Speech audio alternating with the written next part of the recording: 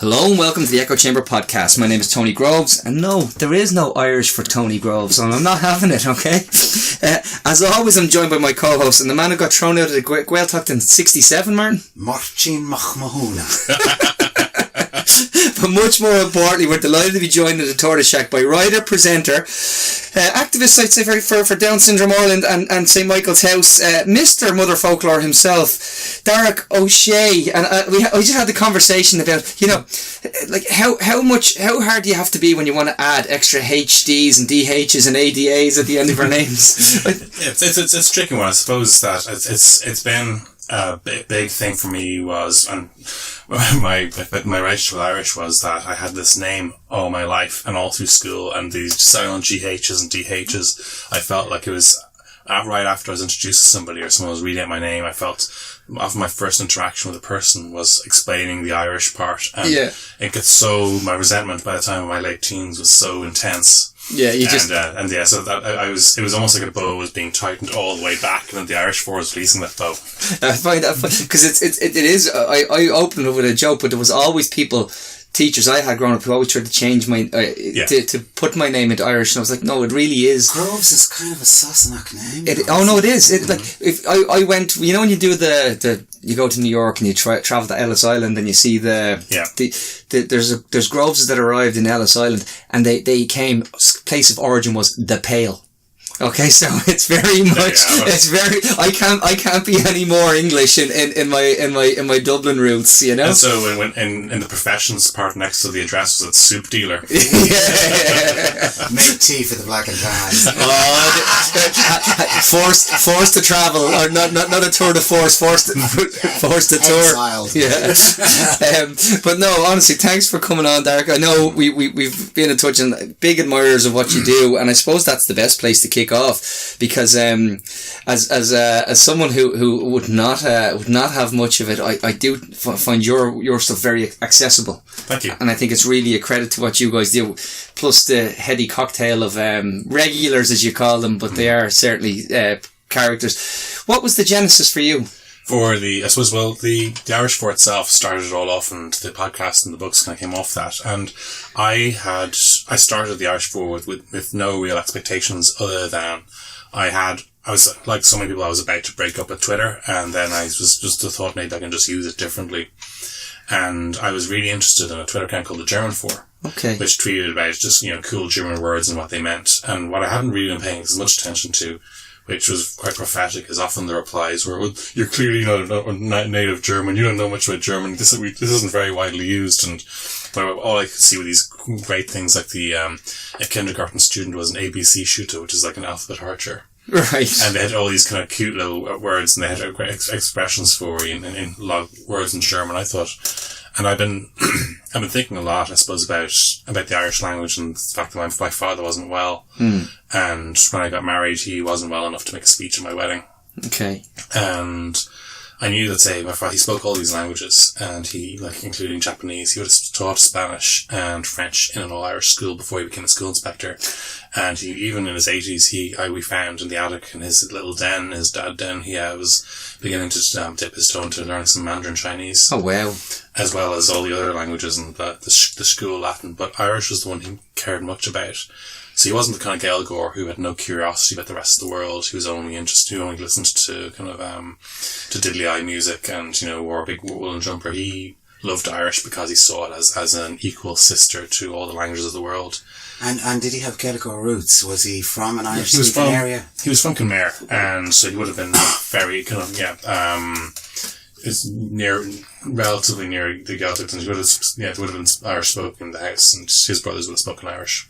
Yeah, I grew up in a house where my mom would be on the phone speaking Irish, and then immediately talk to all of us in English. And I grew up with that. That's par for the course. But my Irish is absolutely pathetic. It's a funny way that how it interacts in the actual family home, and that people do have these stories where sometimes the parents might speak Irish to each other and English to the kids, or they'd speak Irish to the kids, maybe English to each other, or one parent would speak Irish, one parent would speak English, and that's something Hugo Hamilton talked about in his book, The Speckled People. His mother spoke German, and the father was a very hardline Gaeilgeoir.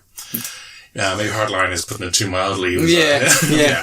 And I suppose that's, so, like, my dad was different in that he was interested in all languages. He especially loved Irish. I had really got myself quite distant from it, and I resented, I suppose, having to spell my name on my life. That.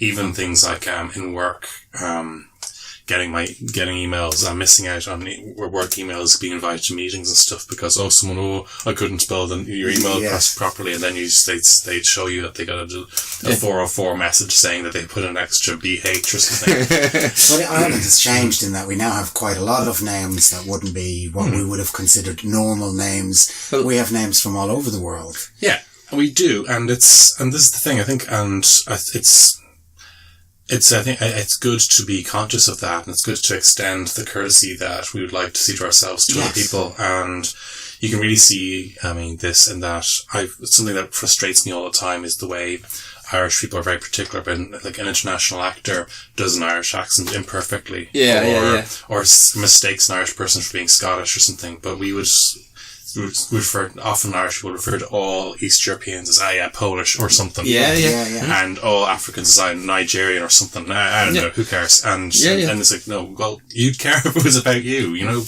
nice. There's nothing better than knowing a Canadian and calling him an American. But it is that we are very, we have to be more aware of it, but it is nice to be in an Ireland where there is actually I think it's about 18% of the population for the first time is maybe first generation Irish or whatever phraseology you want to put on it. But it's an interesting thing about the route back to the Irish language, because I think it was Joyce who said it, the door to Irish way, Irishness led through Holyhead, and that we didn't discover our identity until we left, many of us, and I think that's kind of become, I know in terms of the rise of the Gael School, or the re-emergence of the Gael School, if we wanted to go that way, came along, a lot of it came along economic terms, that we didn't care about culture as much until we were a little bit prosperous again, and we could kind of have time to take stock of these things. I think in some ways that there was a stage that had to be gone through, in which case I think we had to stand a few steps back so we could have a good look at it. And I think particularly for someone like myself who grew up in the 80s, and a big thing then was when U2 were becoming the biggest band in the world, and a lot of these other things are happening, and there was a big focus, a lot of Irish popular culture at the time was focused on how un-Gaelic it was, and Roddy Doyle films and things like that. And then I suppose once Riverdance happened, they were like, if the Eurovision had been held in France or the UK that year, and France had done a traditional Breton dance, and or the UK had done a traditional Scottish dance in the interval, it wouldn't have had the same impact as Riverdance had, because suddenly we thought we were just reimagining Irish culture, something hip and groovy now. And then, I suppose years later, then people started saying, yes, we're going to have a confident pop culture that has bits of Irishness in it, like the Corrs, like Bewitched and things like that. And it can seem very trite. You can actually, I think sometimes you can learn more from low pop culture than you can from kind of the fancy Booker Prize winning novels. And that's kind of showing how people are really feeling about themselves. I think that's a really good point, because I think pop culture quite often actually punches up in terms of how it moves the dial, and politically even that can change things, because it's funny, I hadn't thought of it in that context, but like I see it as in my own house whereby so one room they have a little sign saying that they speak Irish in here, and I just have to walk very quickly through it because I can get mocked, but on the same side there's a little bit of pride in that, knowing that the kids are actually much more au fait than I've ever been. Well, I think there's been a change. Where would I take it roughly back to? I'd take it roughly back to the Good Friday Agreement, roughly back to around then. Before that, there was a little bit of you wouldn't have seen a tricolour hanging off somebody's house. You wouldn't have heard people speak Irish as a norm. I think things changed. That being Irish didn't necessarily mean being Republican, being nationalist, that we could be proud of our country just for the sake of being proud of our country with no strings attached. I think so, and I think it's funny the way the Good Friday Agreement, I mean, there was a literary criticism theory I remember in college talking about how political and literary trends happen at the same time, but the fact that the Good Friday Agreement happened at the same time as all these Irish boy bands started coming along is a really weird phenomenon, how Irishness was perceived in the UK. And I think maybe where we worry too much about what our British cousins and our English cousins think of us, but the fact that I suppose all that Father Ted was happening, that all these boy band stuff were happening, and that people were actually engaging with their Irishness in a different way, and part of that was there was a layer of self mockery, but it was different from the self loathing before. It was more you suddenly had the affluent kind of dry humor about yourself, and in some ways there was a bit of smugness to that, but there was at the same time there was a bit of confidence to it too. Now, how do you get, because I'm going to say this, and I'm going to say you're not going to like this, there is a smugness to speaking Irish. I think there is a smugness to Irish in general, and when you see it more when it's in Irish, because sometimes if people don't speak Irish themselves and they feel left out, they notice that smugness that every single American person who's lived in Ireland and not been a tourist has experienced. You can always tell the difference between an American who's visited Ireland and loved it and someone who's lived here and been lectured on American politics by an Irish person. Yeah. When they obviously have lived through it. And I think there's a real smugness to Ireland being a white people who don't have any colonial guilt. And this was, I think if you actually... It's a great sentence. It's a good point. Yeah. And often, I think when people give out about Bono, they're effectively giving out about Irish smugness, and that they see often bits of themselves, but that it's okay. If you put sunglasses on it and have it maybe talking in an annoying voice, you can really laugh. You can really hate the bits of yourself that you really resent. So so basically, I'm projecting all my worst qualities onto the lead singer of U2. Wonderful. Grew up hard in that ghetto, that leafy suburban ghetto. On the road.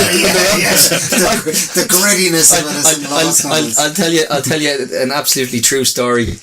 My youngest goes to a school where he went to was in primary school, and when she was asked, she said to me, "Oh, Dad, a celebrity went to my school." I said, "Who?" She said, "Bueno." I said, I was kind of happy as a father that she didn't know it was Bono. I was impressed with my parenting.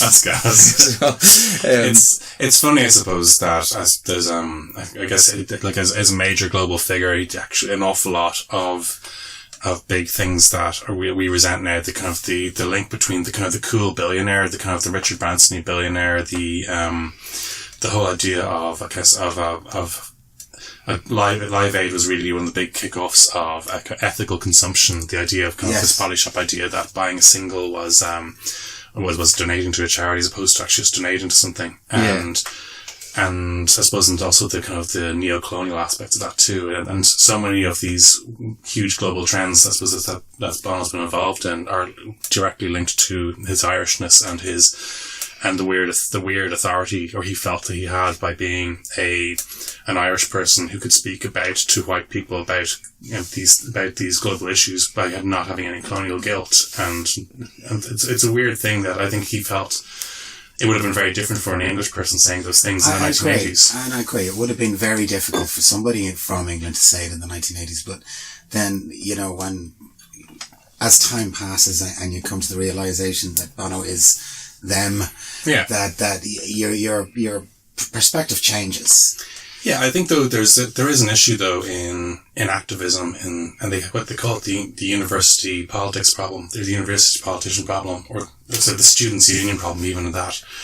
But I mean, once you're actually in a position to listen to, once you come from an outside background and you're in a position to speak about things anymore, you're not really an outsider anymore. Effectively, the process of getting heard makes you no longer one of the unheard. Yeah, and we see that, but we see it we see it across actually all platforms, and that's an interesting point, because I think there's another thing about, and I hate to bring it back to purely the Irish language, but there are gatekeepers, and there are kind of gateways, Yeah. you know, and what some of the gatekeepers, what Martin referred to as the snob aspect, which can be quite funny when you're kind of excluded, yet you know it's a broad church that welcomes all, but only insofar as you know, they still make fun of how I try and when I do dip my toe in the water, and I won't do it on mic. You can rest assured. I've seen that where you know, you'll have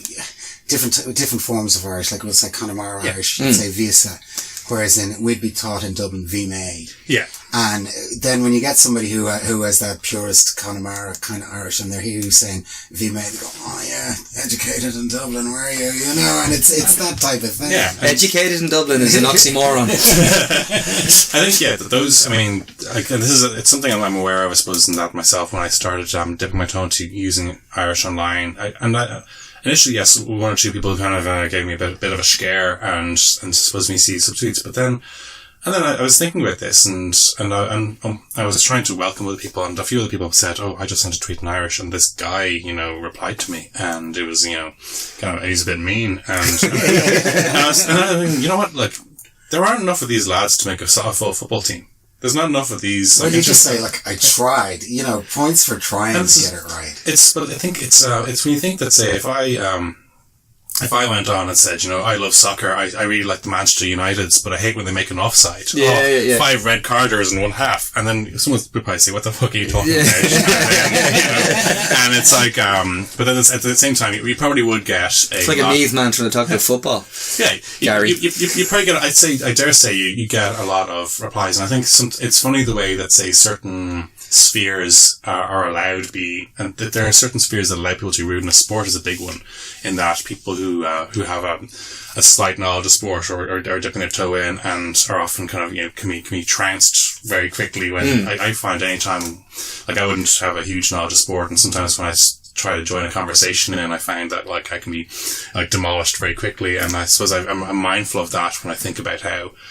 But I suppose the big thing is, and one of the things I've tried to do with the Motherfoclóir Twitter account is I've been invited other people, and I've tried to make it a bilingual space, in that you can use as much Irish as you want. And I also want to normalise what an Irish speaker actually is, and by having people come along, people like our shared Shared guests, and like so like Gary would have been on, and he would have obviously been come from one case, and then Al Maguire, who's the Juvenilia host, went on delved a bit. He was talking about his experience coming back to Irish from Duolingo, and even talking about something like how he would have fallen behind in Irish in school just because there was was 1 year in secondary school when they had no actual official Irish teacher because of a leave issue. Yeah. And someone can fall behind just like that and just not catch up, and it's really not their fault. And it's just a little anecdote. I would have never passed Irish in the Leaving Cert if it wasn't for my mother. We were kicked out. Me and my 5 amigos were kicked out of our various Irish classes.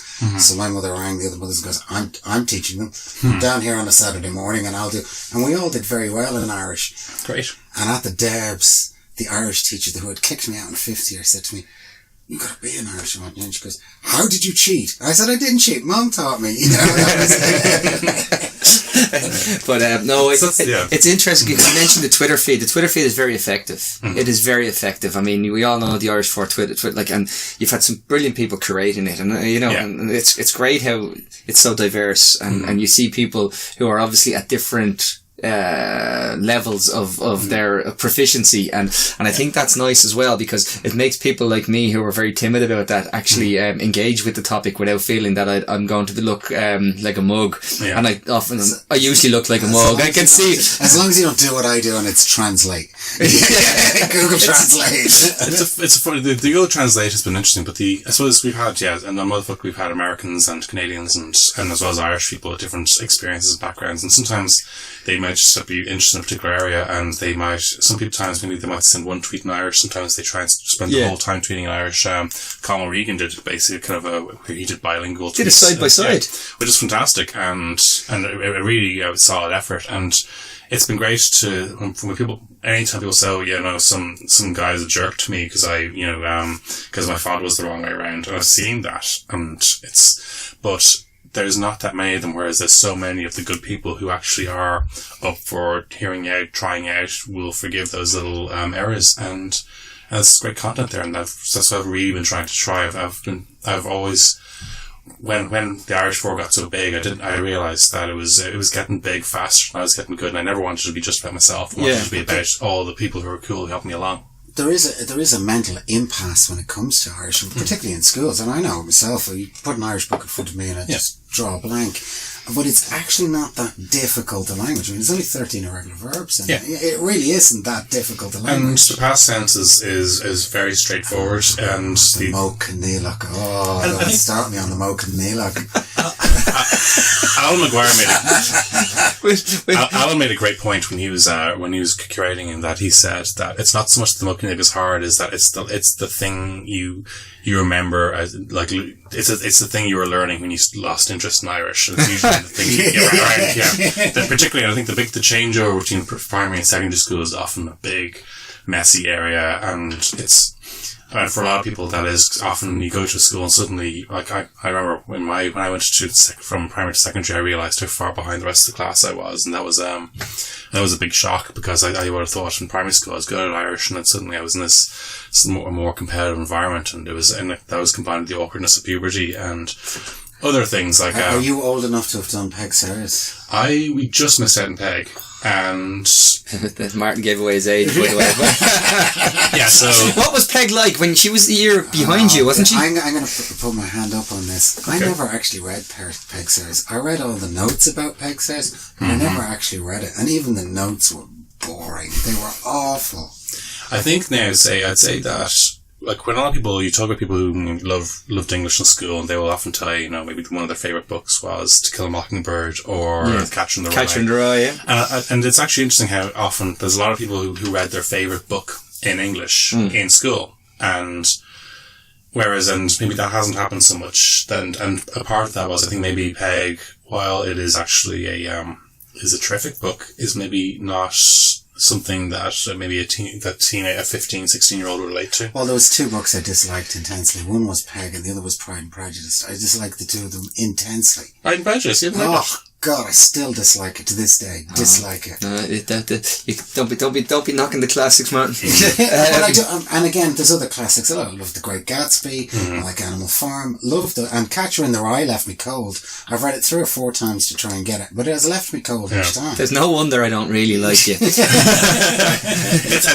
I grew up wanting to be holding coffee. I think if you read Catcher in the Rye when you're over 20, you just can't relate to holding it all. I think it's very much kind of a particular teenage attitude, and even, I suppose, and then obviously when you read it and you're even older than that, you just feel so sorry for him. I think that's what comes across. I think I think you're dead right about that. That's what you feel at the end of it. I was devastated when I realised Salinger was a little bit strange. When we won't get into that. It's a different. But I think Irish has changed now in the schools, and that the books that they're using now are far more accessible, far more amenable, far more relevant. Yeah. I mean, I think the thing about Peg was it wasn't relevant to Dublin teenagers. It just had no relevance whatsoever. But I think also, and I think about languages, I suppose words are words, and often, I think they were, by putting Peg in the curriculum, the Department of Education and their political masters, they were trying to teach more than just grammar and words. They were trying to kind of promote a certain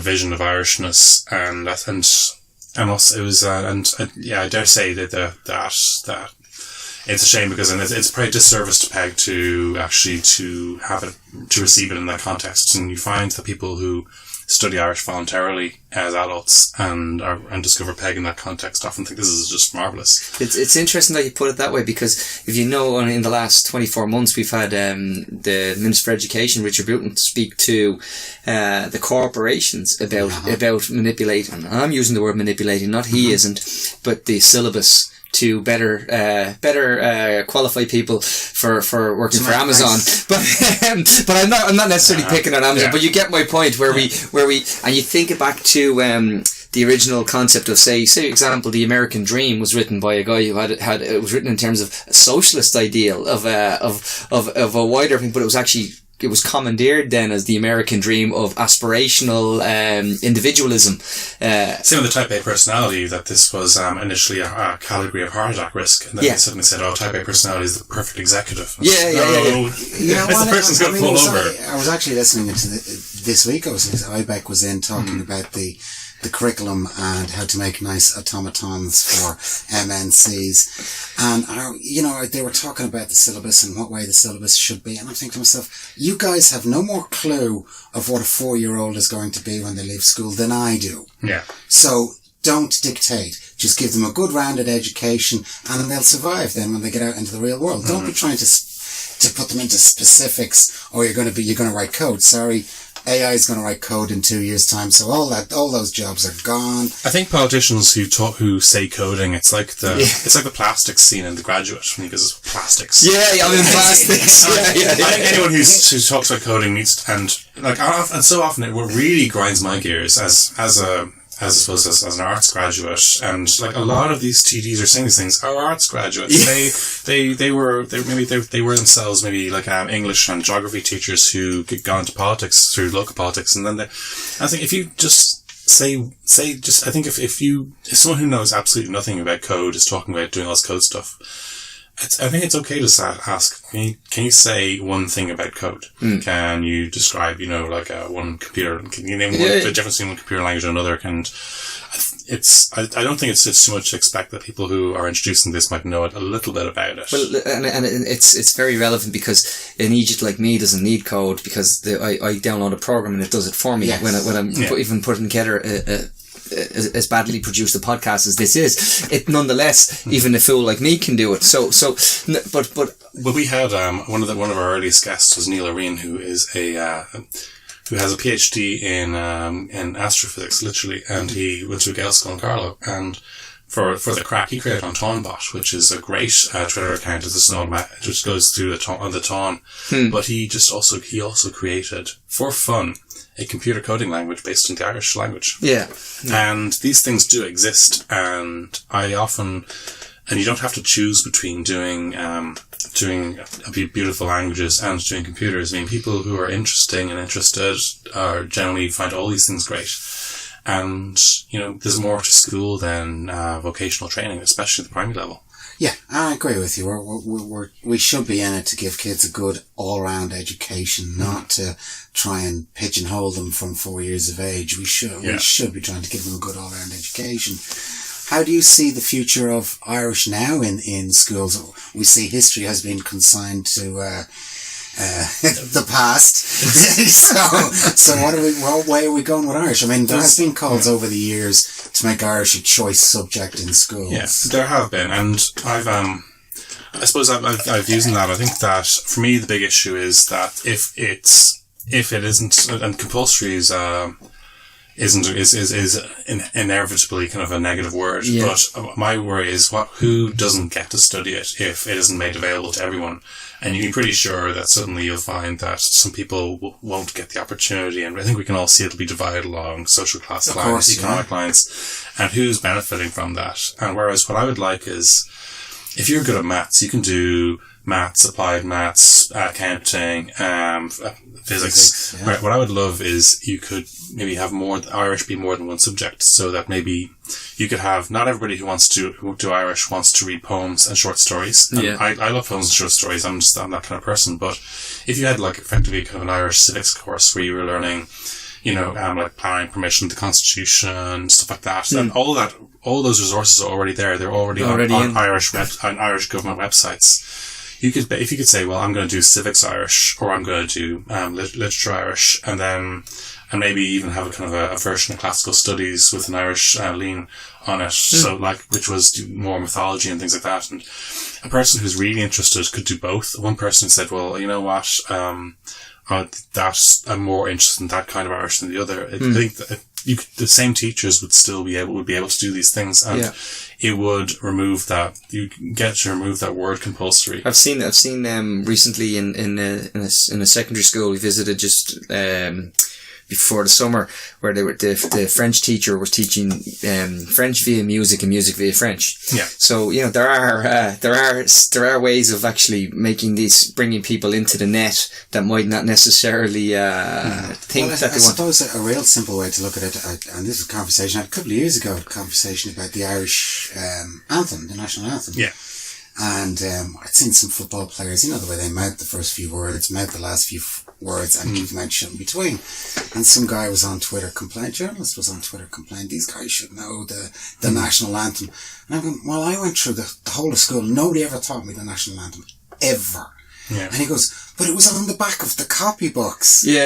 And I said, yeah, the expensive copybooks. It wasn't on the cheap ones. It's really funny you mention that, because like I remember when I went to, I suppose, and there's been a lot of talk about posh boys recently, and I went to Gonzaga, which is a very very nice school on the south side of Dublin, rugby playing private school. And I remember it was funny how the tiny little layers of imposhness, there's posh on posh hatred is one of the funniest things in the world. Posh lives matter. It's funny because I remember there's a non-uniform day, and I was wearing a Fila t-shirt. They thought that this was the funniest thing in the world, and that they thought this is so rough. And I remember you thought you were Grand Hill, did you? They were like, they thought that this was like very kind of a ghetto or something. Yeah, street, were you? And then somebody was giving out. Once there was a teacher who was talking about he was talking about his pal from the H-Dip who was teaching in an inner city school and how deprived some of the kids were there. And he goes, "Can you believe that some of these kids, they're in there in the inner city and they'd actually never. It was less than a mile away, but they'd never seen the sea." Right. And then afterwards, when somebody was slagging away the kids, goes, "Oh, you're such a scanger, you've never seen the sea." I was like, you completely took the wrong message. Yeah. But one of the big slags was slagging someone who was wearing the wrong runners or something, and saying, "Oh, you're such a scanger. You probably know all the words to the national anthem." I was like, "What?"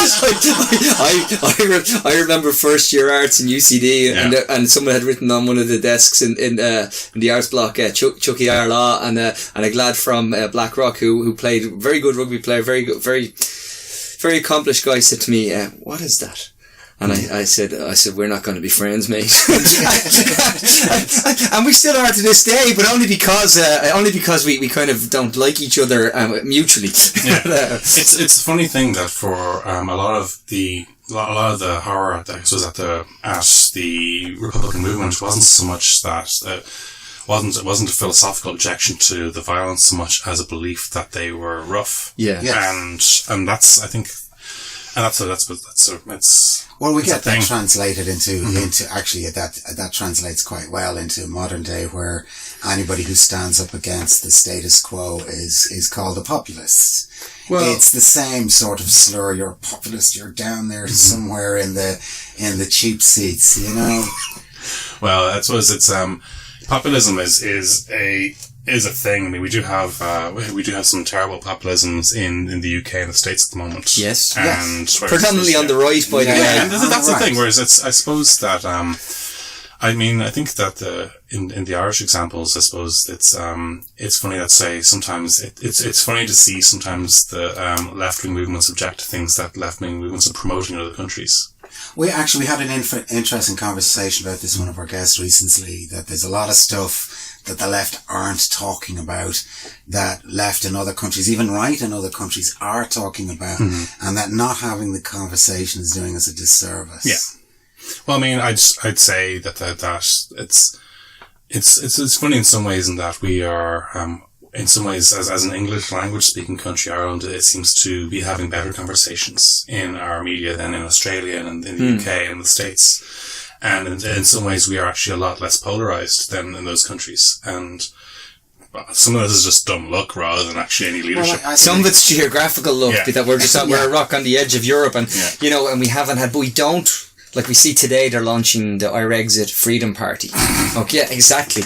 We were looking at the first Irexit meeting that they had. Literally a few hours later, Richard Chambers came in here and regaled us with the stories of it, and we see Herman Kelly and these guys, and they're getting legitimized, which is a story for another day. They're going to get an awful lot of media attention. They're going to get invited to panels. If I was Renua, I'd be worried. If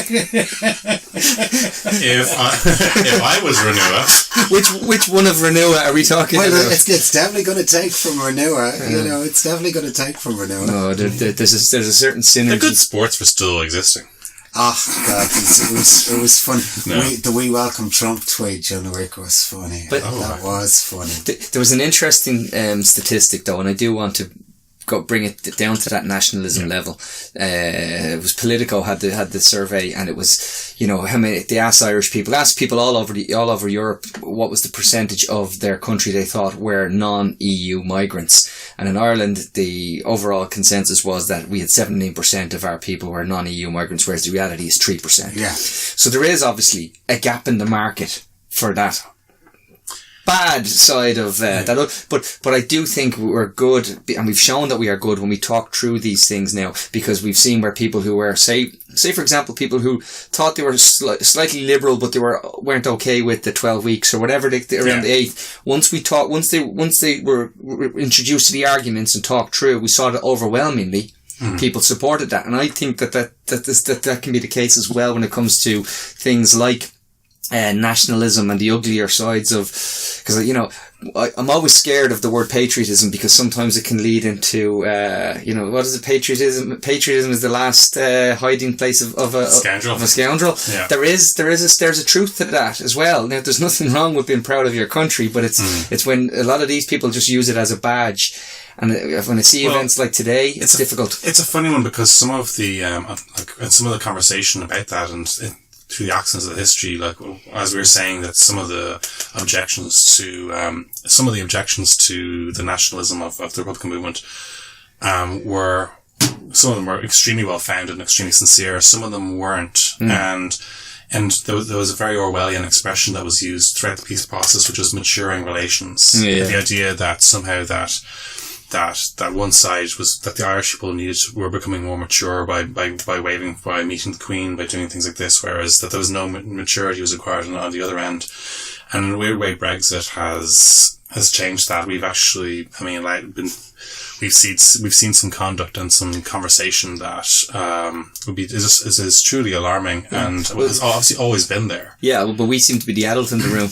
And this is the thing, and whereas if we ever said, you know, it should be, I mean, when there was an Irish cricket player on the English cricket team, Morgan. And if someone said, well, you know, it'd be good for their maturing relations to have a different national anthem, instead of, you know, for them to play a different thing or play Ireland's Sky or something. Well, that's one that really, and there's a piece of Irish that's very, I suppose, controversial in Ireland, is the national anthem. In that we have sporting events where they simply won't sing the Irish national anthem. Now, I find it very odd. I find it extremely odd. I think our national anthem is really, it's unusual in that I don't think it's as military. Most of our national anthems are somewhat militaristic. Yeah. Ours, it's also weirdly, and for the history the country's had, it's one of the only ones that doesn't mention God. That's funny. But well, you know, either we embrace what we are. Yeah. And we say, well, we're quite happy to be Irish, we're quite proud to be Irish.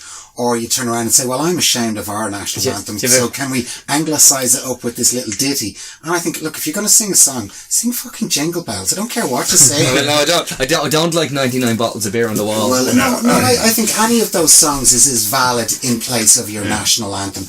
And I think there's a real snobbery there, a very big snobbery there involved with the national anthem. There's a lot more nuance to that than no, I don't think so, Tony. There is. You're entitled to think that, but you don't speak for people who genuinely, if you recall, a simple thing like Eddie Irvine putting a shamrock on the back of his F1 helmet was a big deal. Like there was trouble, Martin, and that's not generations ago. You know, we're talking the 20 years. We're talking, but we have come past that. We should be proud to be who we are. Mm-hmm. We shouldn't feel that we have to anglicise ourselves so that we can be acceptable. We shouldn't feel that. I think that the maturing relations thing has been something it's complicated, and sometimes when people, and this is one of the things when people do feel this about Irishness, if they could, I love people can extend that to other forms of difference, and realize actually that they can relate to why other people say, well, you know, I'd like this to be included too. I'd like this difference to be noted as well. I remember when, because sometimes when an Irish person is actually saying, well, I actually, you know what, I do want it there. It's treated as a nuisance, or that someone's being extremely fussy, whereas, well, I only started the podcast with mocking your name, like, so there you go. It's like, I think it's, and in some ways there's the same way that sometimes I think a lot of women are put under pressure to be a good sport about things, and sometimes a lot of people who are visitors to Ireland or to other countries, they can feel like they're put under pressure to be a good sport, to take a joke about something that would not be accepted the other way around.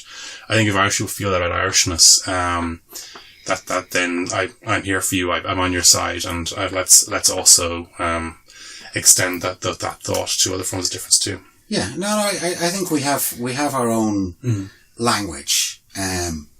Okay, it went through the doldrums for quite a long time, but it's re-emerging now, and we should be proud of it. I think so. Speaking of which, yes. you have a new book out. I do. Yeah. I do indeed. And so after Motherfoclóir, I Crack Baby. So the Motherfoclóir was mostly hinged on, it was about my relationship with Irish, mostly through the lens of my relationship with my dad and those memories. Whereas Crack Baby hinges more on how people, and like a lot of people, start thinking about Irish differently when they become a parent, and what they want their kids to be better at it. And overwhelmingly, people, even people whose Irish isn't very good, they want to give that something for their kids, and also, so instead of looking back, I was going to look into the future, how Irish engages with technology and things like that.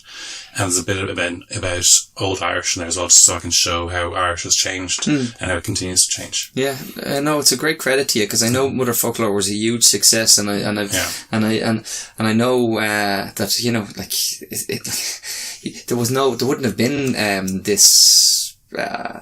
this necessity, or not this necessity, the people are actually genuinely engaged. People are really, really keen to actually see this. And likewise, why did I say I sent my kids to Gael school and me struggling? Well, these things mattered more to me now than they would have before I had children. So, you know, it is very true what you're saying. But I even know, like, you know, it's been a great success. You've had big people actually speaking out about how good this was, and I know you did a successful book launch the other night. I believe it was very good. You know? Yeah, it went really well. It was great to have a decent turnout come along, and Colm Regan launched it for me. He was brilliant. He's very funny, very great guy, and it was great that and my editor and people were there as well. And it's lovely to get a chance to do it twice. I think I was so grateful to be able to write one book and be able to write a second one. And this one is a big book because it's big publishers. It's not a local book. It's an international release. This is one of the things. I was looking at How to Zeus, or I published it. I published both my books, and they are based in London. They're so it was for me. I never expected. First, when once people were saying who were liking the Irish for, said, you got to write a book.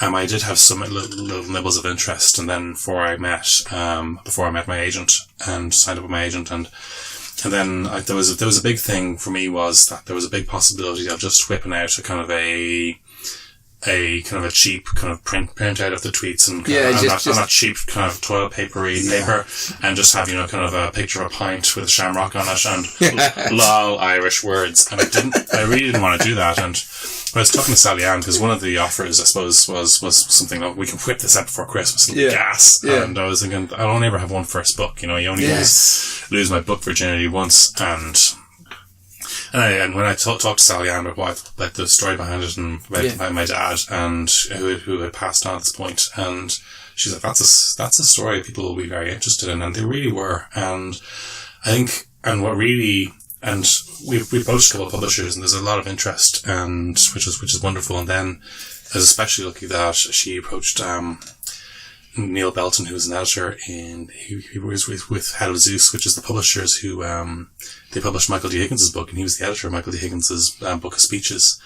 And it came up that there was a launch party in London, and someone was talking about Michael D. and how his there's a picture of him at Slane was the avatar of a Twitter account called The Irish For. Oh, and Sally just happened to be there. So I represent him. In fact, he's got a book out, and they're like, why don't you send that to me? And then it's just, he's about to sign with somebody, so you wouldn't be interested. And he's like, send it to me now. And then like 2 days later, they made an offer, and it was it was just like that showed real integrity to hold back and say, I only do a book once, my first book once. Yeah. So I'm going to hold back for the right publisher. That shows real integrity. And I'm interested because I can see Martin was thinking, I'd put on the ginger wig. I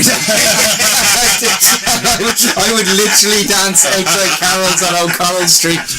but no, it like, because I think you're understating the success you've had. And I remember you did put up a tweet about 3 weeks ago, and you said you were talking about it, and we do see more tweets now, thankfully, about looking after one another. We see people reaching out to one another, and I saw one of yours that you put out and was very interesting, where you said the people who were having a bad time, going through a rough time of it, that when you were 35, you hadn't gotten anything, and then all of a sudden you had a top 5 podcast, a book that was a bestseller, another book launch coming out, and it was just this confluence of giving people confidence and saying stick with it.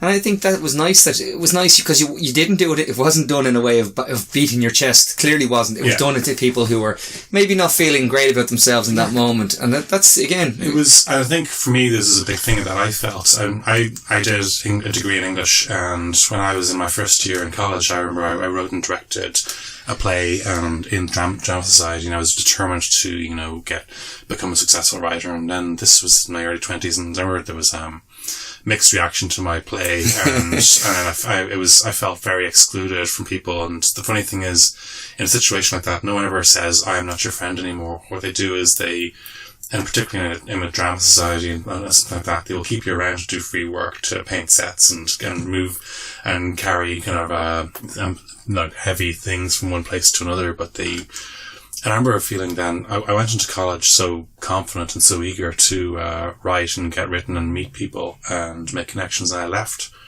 very beaten. And I think we're so used to having this very kind of belushy kind of idea of college being non-stop fun and being this wonderful development place and a market of ideas, as well as being non-stop crack. And people forget how really lonely and isolating it is, and particularly how it can really chew people up. And then I thought that, and then I suppose when I went to work, and I felt like I suppose the dream of writing really felt like it was really fading away from me, and I felt that I had made decisions in my life based on the idea it's going to be okay because I'm going to get published someday, and then that felt like it was never going to happen. And I'm still in that headspace. Yeah. And I remember thinking, you better hurry, you haven't got long left. Because I was really, really close to breaking up with my book dream, and I felt like, then what do I do now? Do I just work? Do I just focus on other things? And then I suppose this happened, and it was happening kind of. I was at the stage. I'd gotten married. We were we were buying a house. We had a baby on the way, and then this was and then suddenly the book dream that had been haunting me was suddenly coming right back in my face, and part of me was terrified. Do I dare actually go for this thing this dream that I felt like I'd broken up with? And as it happened, the excitement of get the book thing did help me through the shock after my daughter was born. And shortly after she was born, she was diagnosed with Down syndrome. And you do a lot of work for Down syndrome. You do a lot of... I'd say, I in terms of work more, I think what I've done more is I've tried to talk about it. I'd like to do more in terms of actual activism and stuff, but what I have tried to do is talk about it in a way that, like, normally I wouldn't be the kind of person who'd share photographs of a child online, but it does occur to me that people often only see children with Down syndrome in the context of, typically it was pro-life propaganda or anti-choice propaganda, or sometimes, and it occurred to me that I knew nothing about Down syndrome when my daughter was born, other than awful. Other than, I suppose, like stereotypes and misinformation, and this exciting time, and she was healthy, and we had a healthy baby who was a different kind of normal, but we had to go through this shock. At this time, we should have been just enjoying this wonderful child arriving in our lives, and we were in the rotunda, and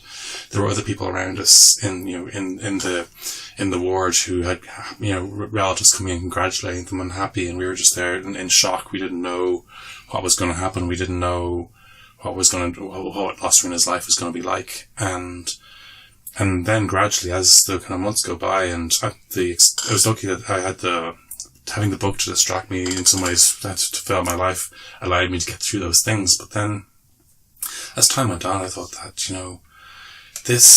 if I wish for that if I had been spoken to differently about this, if I knew a little bit more, we had a very different reaction. If someone said, even talked about the chance of Down syndrome instead of the risk of Down syndrome, that would have made such a difference. Yes. Even like a simple one word.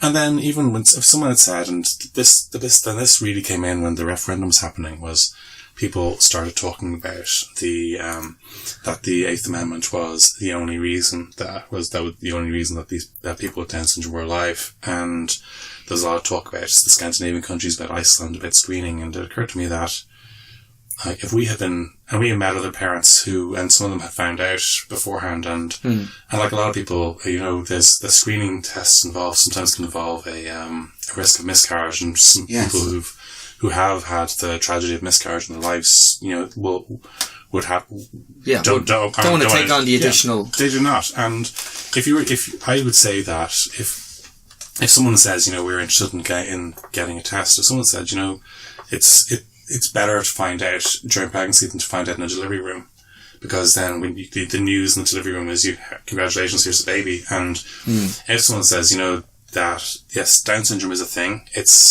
while it creates Down syndrome, there's a possibility of issues with heart and with hearing and things like that.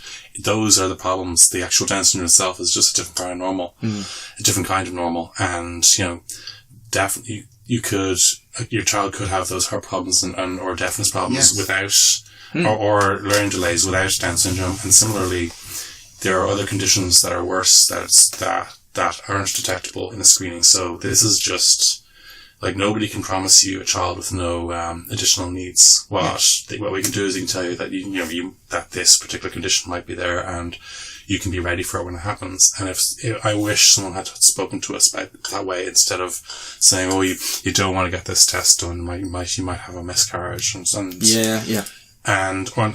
when the referendum was coming on, I just felt like, I don't want to get involved in politics for just with work and things like that. I just wanted to speak about this matter. And I got a really very moving response from people when I wrote it out in the journal and I spoke about it on the radio.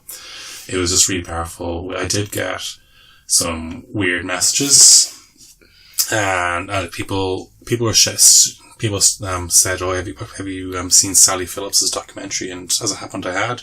And Sally Phillips herself is pro-choice. She just doesn't like she doesn't like screening as a policy, and that people should be encouraged, covertly or otherwise, to terminate children with disabilities. And there is, and if screening was used that way, that would be absolutely wrong. If people were encouraged to, but obviously, like, it's a difficult situation. It is a difficult situation. And it's very brave of what you did. It's very brave of how you did it, but it's not, I'm not going to give you too much credit because she's your daughter. Yeah. And I mean that as a father, you just love her unconditionally, and that's clear. So it's very powerful that you say it, but, there are all sorts of things that people have to live with. What I mentioned earlier, and I'll say it now, but the reason why my daughter is now going to Bueno school is because of a learning need that she could be better resourced in a different school. These things are just... Well, they're part and parcel. I mean, there's 3 dads sitting in this room, and we know that our girls, my girls are better than Tony. Absolutely. Without doubt. They are better kids, all around better kids, and Tony Largy the same. We love our kids. We're mad about our kids, and it doesn't matter what way they are. We're all mad about our kids. Mad about our kids. And I think it was a credit to you that you were able to come out and speak that way about your daughter. And I think that was, and what came through most of all was your love for your daughter. And that came through very strongly. And I think fair play to you for doing that. I think absolutely fair play to you for doing that. Thanks, man. It was, and it was great that other parents did get in touch with me, and while I can't claim to speak for the community of people with Down syndrome and their families, that it was very meaningful for me that the responses from people with experience of Down syndrome families were generally supportive. The negativity I got was from people who were never going to agree with me, and which was which I suppose can't be dealt with. And some of it was done indirectly, in that certain members of a certain institute.